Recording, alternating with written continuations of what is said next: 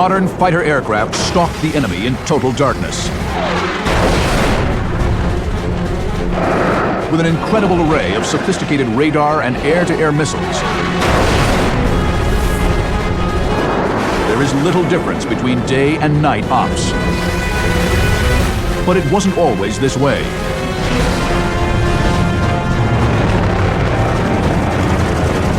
The pioneers of night fighting took to the skies decades earlier, battle-testing new technology and tactics that enabled them to own the night. Now, you're in the cockpit as heroic night fighters in Hellcats, P-61 Black Widows, F-3D Sky Knights, and F-15s take to the skies. Experience the battle. Dissect the tactics. Relive the dogfights of the night fighters.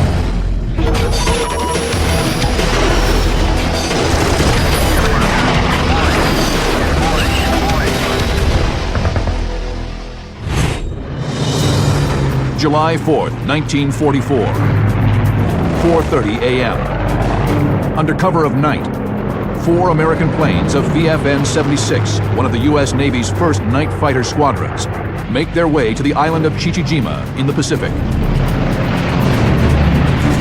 The 4 Grumman F-6F Hellcats are radar-equipped, a new technology that uses radio waves to detect and track other aircraft in total darkness. Their instrument panels glow in dim red light to preserve night vision. 21-year-old Buck Dungan flies element lead.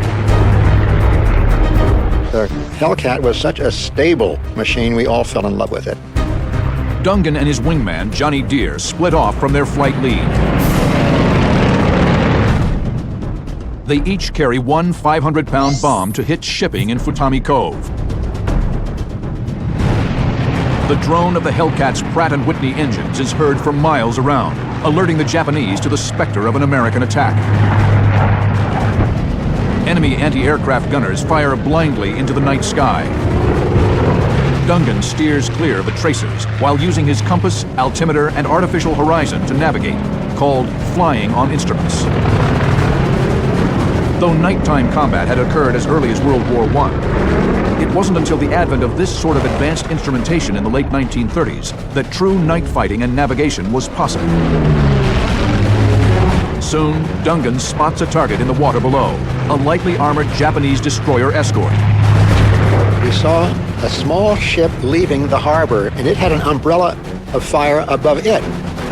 So I said, Johnny, let's make a low side run. The Hellcats drop to wave-top level for the risky broadside attack. Dungan carefully monitors his altimeter and artificial horizon to avoid hitting the water.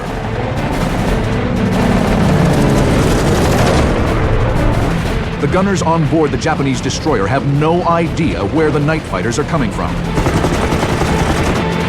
Dungan unleashes a torrent of 50 caliber ammunition at the ship. A 50 caliber slug is as big around as your thumb, and about as long too.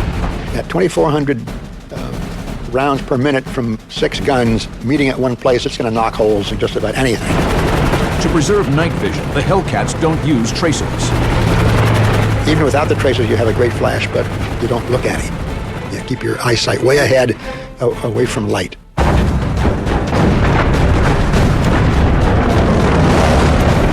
Dungan and Deere pull hard back on their sticks to climb over the top of the destroyer escort. I said, Johnny, the upstairs is open for us. They're inviting us in. And so we made a high side run. Below them, the ship's gunners still have no idea where the Americans are. The Japanese begin firing low, out over the water. Dungan and Deere rake the deck, firing down the smokestack directly into the engines. Flames erupt and smoke belches from the wounded ship. It is dead in the water. So here, 2 Hellcats with 650 calibers apiece took on a fighting ship that had a lot of armament, and we beat up on it and we sunk it.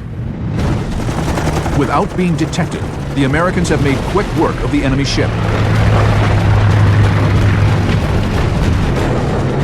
The Hellcats turn their attention to the island itself. They split up, each patrolling his own sector of sky. In night fighting, you assign an area because then anyone you see is not friendly. He's a target. Suddenly, a shadow passes overhead. It's a Japanese Navy Zero equipped with amphibious floats. American pilots call these planes roofs. The roof pilot can navigate at night on instruments, but he has no radar to see in the dark. Undetected, Dungan closes on his enemy's 6 o'clock. I knew the fuel was carried in the float, so I aimed on the strut between the float and the cockpit and just touched the trigger, just one little. The Zero bursts into flame and plummets.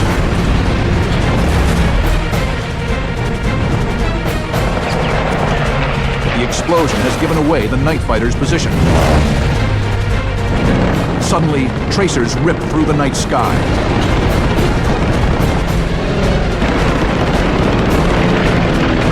And I turned and looked, and I had 3 in back of me who were firing at me. Buck Dungan's top-secret training as a Navy night fighter is about to be put to the test. In 1943, Buck Dungan joined the U.S. Navy's night fighter program, codenamed Project Affirm, based at Quonset Point in Rhode Island. Project Affirm and almost all other night fighter programs utilized a technology that in World War II was only in its infancy: radar. Radar, or radio detection and ranging, uses radio waves to detect objects beyond visual range. Radio energy is transmitted from an antenna. Objects in the sky reflect some of this energy back to a detector, where these radar returns can be processed and used to determine the distance to the target, altitude, and direction of travel. Next to the atomic bomb, the development and various forms of radar was the #2 priority for both America and the British. The British used ground-based radar to combat Luftwaffe daylight bombing during the Battle of Britain. As losses mounted, the Germans were forced to fight at night. The RAF needed a new form of radar, something small enough to fit on an individual airplane.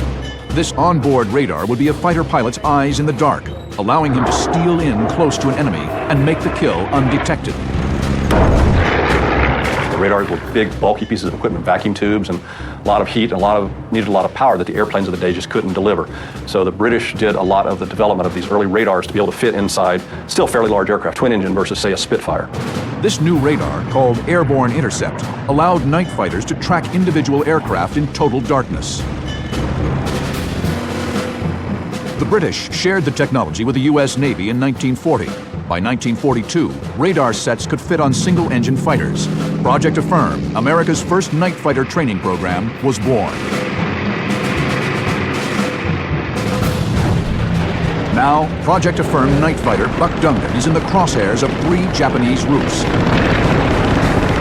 But luckily, his wingman, Johnny Deere, is in the area, still undetected by the enemy. And he said, "Buck, are you all right?" And I said, "I've got some company.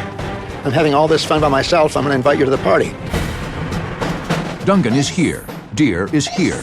Dungan plans to lead the enemy fighters directly into his wingman's line of fire. Johnny Deere streaks in, using the Japanese gunfire as an aiming reference against the night sky.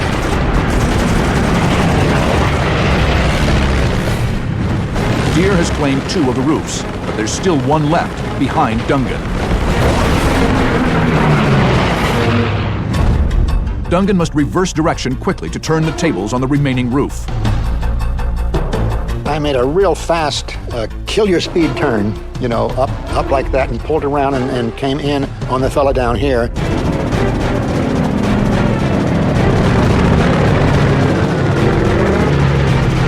He just kept coming right at me, and he was firing, and I gave him a short burst. And he blew up. Dungan and Deere once again split up to search for new targets. Dim pre-dawn light breaks on the horizon. Suddenly, Dungan spots more tracer fire arcing towards him. He's been spotted. I saw a plane coming toward me about 3 miles away, and his guns were all firing. The inexperienced Japanese pilot is firing too soon. He runs out of ammo. Dungan carefully puts the pipper on the roof silhouette and fires.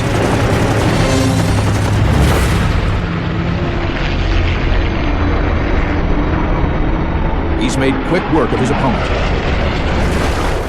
But more roofs are in the air, waiting for the rising sun to light the battlefield.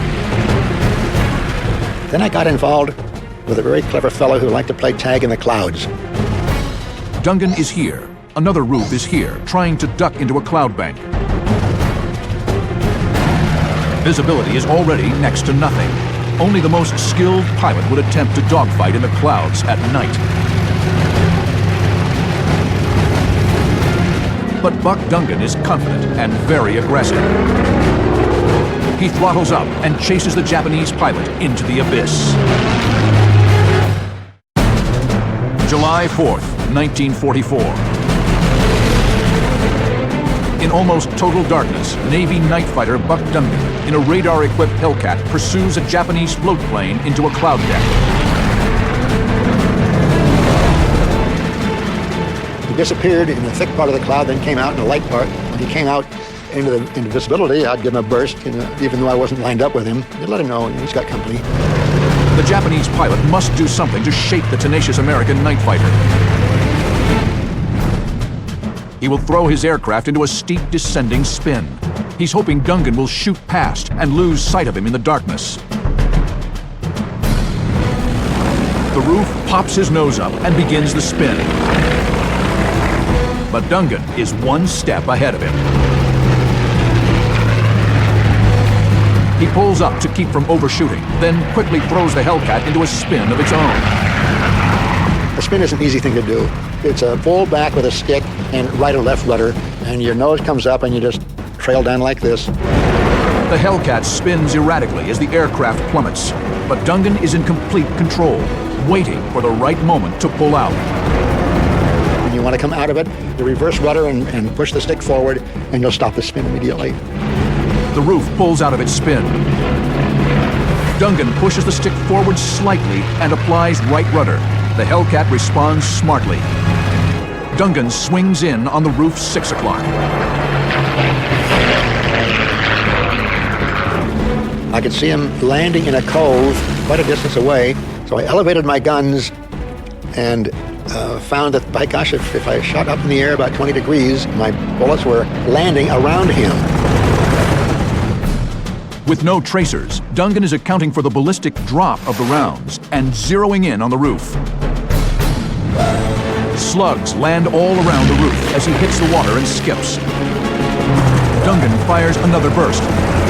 White-hot incendiary bullets rip into the fuselage. It's an incredible feat of aerial marksmanship.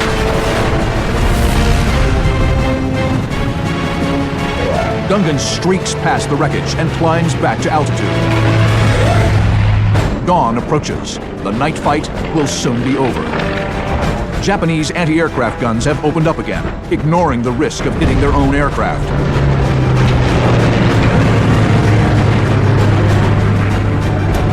I was marking the position of the anti-aircraft battery, and bam! I felt a big explosion. I heard off my left side, and I felt I was getting the shoulder. And then I turned the mirror down to take a look at me. Now, I've got a ruddy complexion, always did have a ruddy complexion, but the person looking back at me was totally white. And I thought, I don't want to look at that ugly face anymore, so I pushed it up.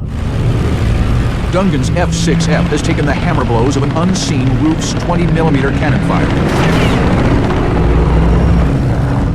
Shrapnel is buried in his left shoulder. His clavicle is shattered. He is in no condition to continue the fight. Oh, it hurt terribly.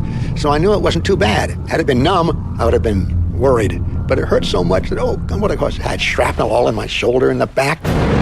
Dungan establishes radio contact with Johnny Deere. Deere's Hellcat has also been hit. Now separated, they head back to the safety of American-controlled waters.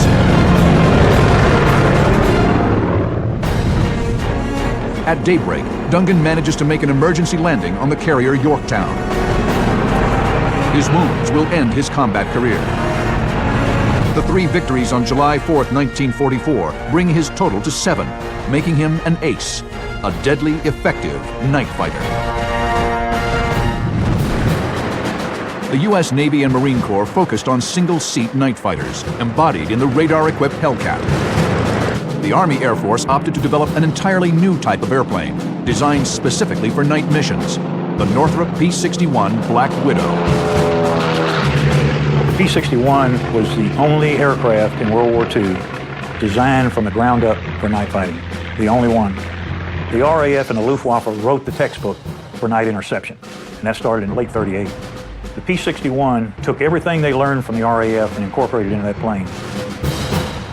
Engineers knew a good night fighter needed 3 things: speed, heavy armament, and excellent radar.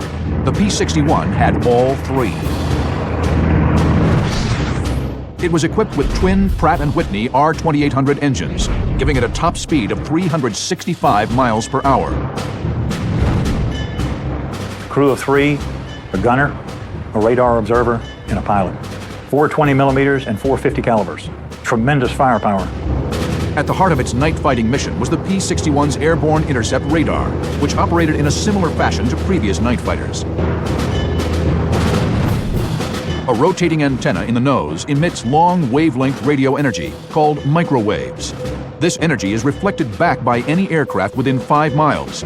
These radar returns are then processed by the radar operator and used to track the enemy in total darkness. Experienced night fighter pilot Al Jones flew the P-61 over Europe. It was a great airplane. It looked kind of clumsy sitting on the ground, but it was very agile and very responsive. Despite its late arrival in combat, the P-61 became an icon of night fighting.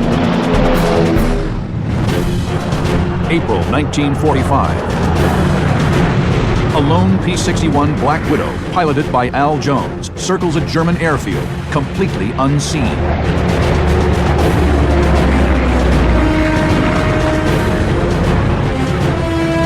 Jones and his radar operator, Lefty Rodofsky, are waiting for enemy night fighters to return to base, called an intruder mission. We were well within Germany, and the Lancasters were bombing Kassel, which is a city in Germany, and we could see them off to the south.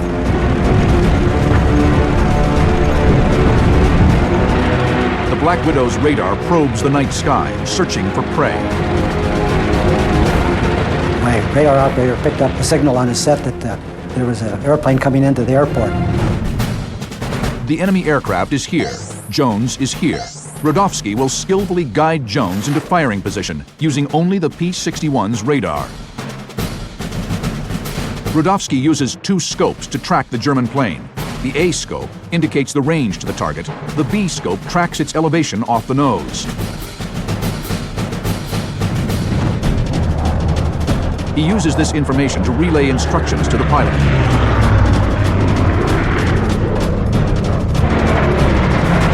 Rodofsky instructs Jones to turn right. Deep in enemy territory, stealth is their only ally. They must carefully position themselves on the German 6 without being detected. Soon, Jones gets a visual. A German Me-410, a twin-engine fighter often used for night fighting.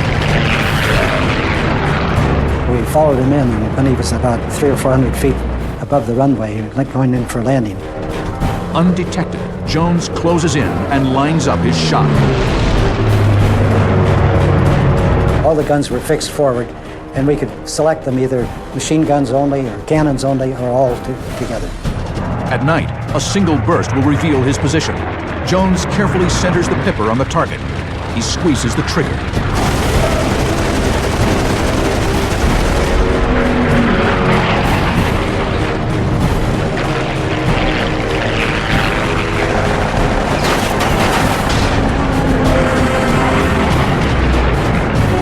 The German night fighter plunges down in flames. The airfield below erupts with anti-aircraft fire.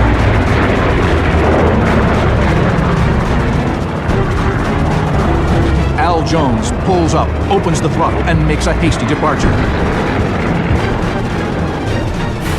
Amazingly, he arrives back at base unscathed. World War II laid the foundation for night fighting and drove technological innovation. But the struggle to own the night would continue unabated into a new era in aviation. The jet age. Air combat in pitch-black conditions at over 500 miles per hour will test American pilots as never before. January 12, 1953. In total darkness, a formation of American B-29 bombers approaches their target at Sinuiju, North Korea, escorted by F-3D Sky Knights of the U.S. Marine Corps. The F-3D is equipped with powerful onboard radar, one of the first jet fighters built specifically for nighttime combat operations. It achieved the name of Willie the Whale real quick. It looked like a black whale. And the radar operator and the pilot sat side by side. Had a huge fuselage, twin engines, subsonic, but tremendous firepower with 420 millimeters and outstanding radar. The F-3D's radar covers a 170-degree sweep in front and a 144-degree sweep in back. Marine Major Jack Dunn pilots one of the Sky Knights. Dunn and another F-3D pilot circle the bomber box to maximize the coverage their onboard radar provides. As the B-29s make their drop, the Sky Knight's radar peers into the dark, scanning for threats. Then, ground control crackles over Dunn's radio. MiGs are in the air, but they're not engaging. The B-29s begin their egress. Suddenly, a MiG-15 thunders past. Somehow, the Sky Knight's onboard radar has missed the bandit. The guy probably came up from an angle beyond the 170 degrees, down. The cone radar did not pick him up. Dunn's night fighter instincts kick in. He charges after the MiG. Radar operator Larry Fortin begins tracking the target. As Dunn closes the gap, he can't believe his eyes. The MiG has left his wing lights on. This is not standard operating procedure. Something's wrong. He said, I'm being lured into a trap. The Marine pilot is aggressive, willing to take the risk to make a kill. He throttles up, continuing to close with the MiG. It's just the mentality of a Marine fighter pilot. I want to get the MiG, to heck with it, and they took their chance. Suddenly, blinding light fills the cockpit. Searchlights from below track the F-3D's movement across the sky, and anti-aircraft gunners open up. He said it just lit up the cockpit like it was noon. It lit them up to where the AAA could get a beat on. The only way to track the MiG is with the F-3D's onboard radar. Larry Fortin will have to talk Jack Dunn through a dogfight with a MiG-15. The MiG-15 is a fast and agile opponent. The swept-wing jet fighter is armed with two 23mm and one 37mm cannon, an airplane built to climb to altitude and destroy American bombers. The MiG-15 is much faster and is more heavily armed. The Sky Knight's slower speed allows it to turn tighter, but at night, the F-3D's onboard radar is its greatest advantage. They had a tail warning radar that went out 4 miles. So if a MiG tried to slip in behind an F-3D, the pilot would be alerted way before they got in firing range and could take evasive action. Then they had a lock-on radar for the guns. Once they got locked onto that target, it had a range of 4,000 yards, which is over 2 miles. Then the pilot could take over with the RO's help, close the gap, you get a good solution on the radar would lock the gun's on fire, and you had a kill. With searchlights tracking him across the sky, Jack Dunn relies solely on the instructions of his RO, Sergeant Larry Fortin. Anti-aircraft shells burst all over the night sky.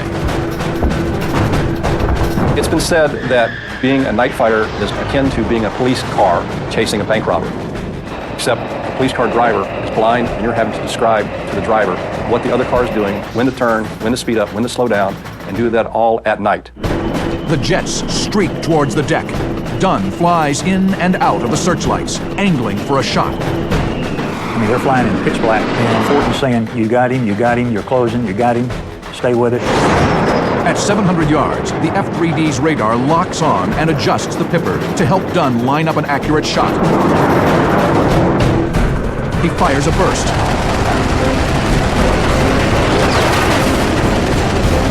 The MiG is hit, but he stays in the fight. The North Korean pilot pitches down into a screaming dive. Dunn follows, his eye on the altimeter. Somehow he must make the kill and still leave enough time to pull out. The MiG plummets, the Sky Knight in hot pursuit. January 12, 1953. Marine night fighter Jack Dunn dives in pursuit of an enemy MiG-15. Dunn must make the kill, but leave enough time to pull out.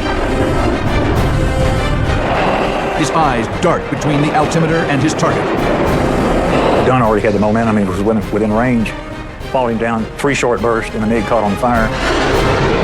Lethal 20mm cannon shells arc through the night sky and shred the MiG.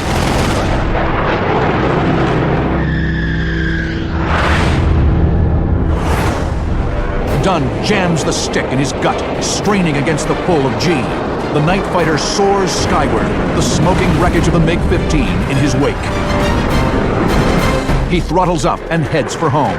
His aggressiveness has paid off. He has scored his first kill, one of only 6 made by F-3D crews during the entire Korean War. The Korean War showed that jet combat at night was possible. During the following decades, night and all-weather radar intercept capabilities steadily increased. Once Korea was over with, the weapons became much more sophisticated. So to make the kill, all you had to do was make sure your weapons were locked on, fired it, and they found the target. Night and all-weather fighting started to be incorporated into the conventional capability of all fighter aircraft. By Vietnam, the dedicated night fighter was becoming a thing of the past. The number of aircraft types just kept shrinking and shrinking to now it's gone from 4 or 5 true night fighter types in World War II. Hellcat Corsair, P-61 Beaufighter. It's dwindled down now where anything flying in the day can do the same thing at night. In the decades following Vietnam, the United States advanced the tactics and technology of night fighting and beyond visual range combat more than any other nation. No fighter embodies this more than the F-15 Eagle. March 24th, 1999, the first night of Operation Allied Force. The combined air forces of the North Atlantic Treaty Organization, NATO, descend on Serbia. F-15 Eagles fly MiG-cap for the massive multinational strike force. One of these flights is led by Major Robert Renner, call sign Cricket. I'd flown combat missions over northern Iraq in 1995, but was honestly thinking, you know, this is going to be a little bit different. It's not just enforcing a no-fly zone where you might occasionally see someone shooting at you, but this is going to be for real. Flying element lead in the flight of 4 is Lieutenant Colonel Cesar Rodriguez, call sign Rico. He's an experienced F-15 pilot with 2 MiG kills in Desert Storm. There's only 2 of us who had Desert Storm experience in our squadron. We had a whole new generation of fighter pilots that was more technically proficient, in my opinion, than those of us who fought in Desert Storm because they were seeing the benefits of a Desert Storm in how the radars were developed and the new weapons were developed. Shortly after arriving on station, Rico picks up an unknown contact on radar. At any time of the day or night, modern fighter pilots coordinate with airborne warning and control aircraft, called AWACS. The AWACS and F-15 use sophisticated radar and electronics to illuminate the nighttime battlefield. An AWACS on station over northern Italy confirms Rico's contact. A Yugoslav Air Force MiG-29. The MiG-29, designed during the 1980s, is a Mach 2 capable air superiority fighter. It uses both heat-seeking and long-range radar-guided missiles. The 1970s-era F-15C Eagle was the first U.S. fighter specifically built for air-to-air combat since the F-86 Sabre. The F-15C's radar can identify and track targets at 90 miles, day or night. Still over 40 miles away, Rico's F-15 locks up the MiG. It was really what I call a very amazing moment. We're at 30+ thousand feet. We're doing Mach 1.4. We are, as we call, hauling the mail, and I take my shot. I'll remember this forever. I hear him call Fox 3 over the radio, meaning he's just shot an AMRAAM at this MiG-29. So I'm 20 miles away, and I see the little point light come off his airplane and start going to track the MiG-29. The AMRAAM is first guided by the F-15. Then its own active radar in the body of the missile kicks in. The missile makes tiny adjustments as it streaks through the night sky. Seconds later, impact. I was actually fighting over a piece of ground that was not only mountainous, but covered in snow.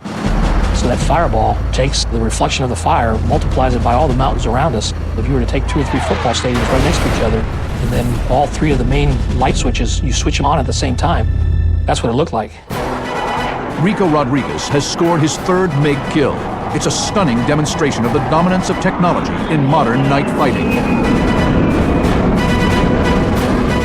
But there are more MiGs rising to defend their homeland.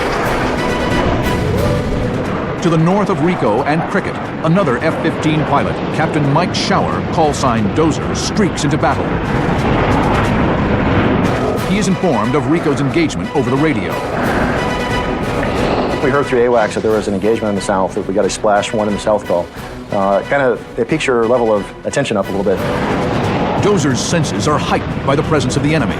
He monitors his radar constantly, his only means of peering into the dark abyss that surrounds him. Soon, he will find himself in one of the most intense dogfights of the entire conflict. March 24th, 1999.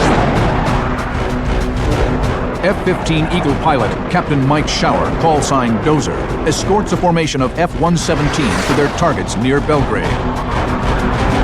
The stealth fighters are virtually undetectable at night, but they have no air-to-air defense. Dozer and 3 other F-15s are tasked with protecting them. Dozer's radar scans the night sky, searching for any sign of the enemy.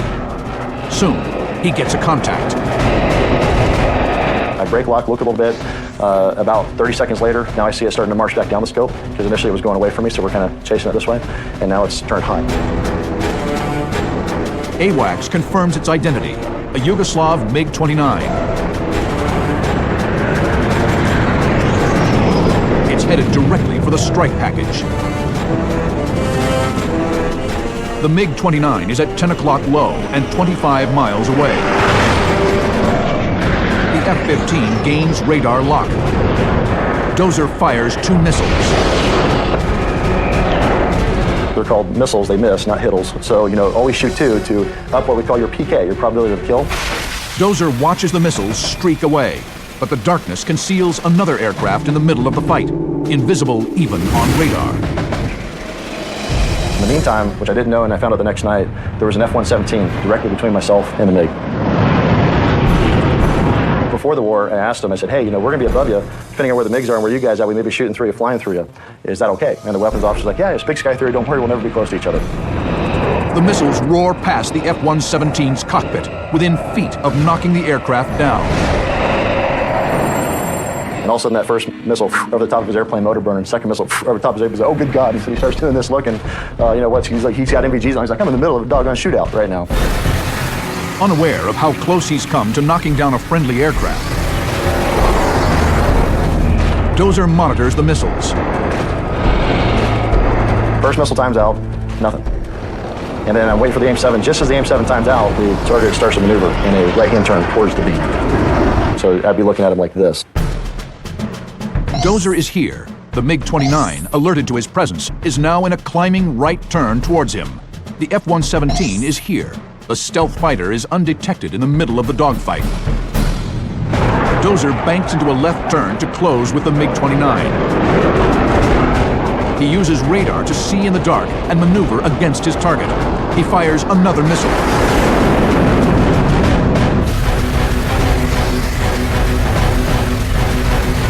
The F-117 tells me at that time, about 1,000 feet away from him, he looks over, missile goes right in front of him, I fly right in front of him.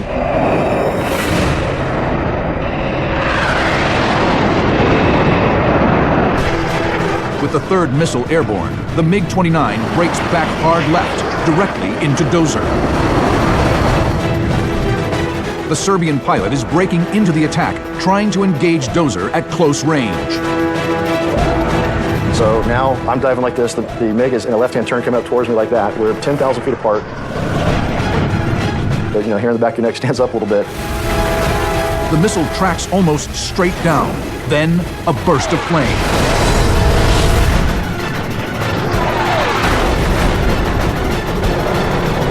So now, like 100 foot of flame or whatever it was, I can see his airplane kind of spiraling with the hit, going downhill. And I continue to kind of do a left-hand turn over the top, watching it, quite honestly not doing anything tactical, because I'm just going, wow, look at that.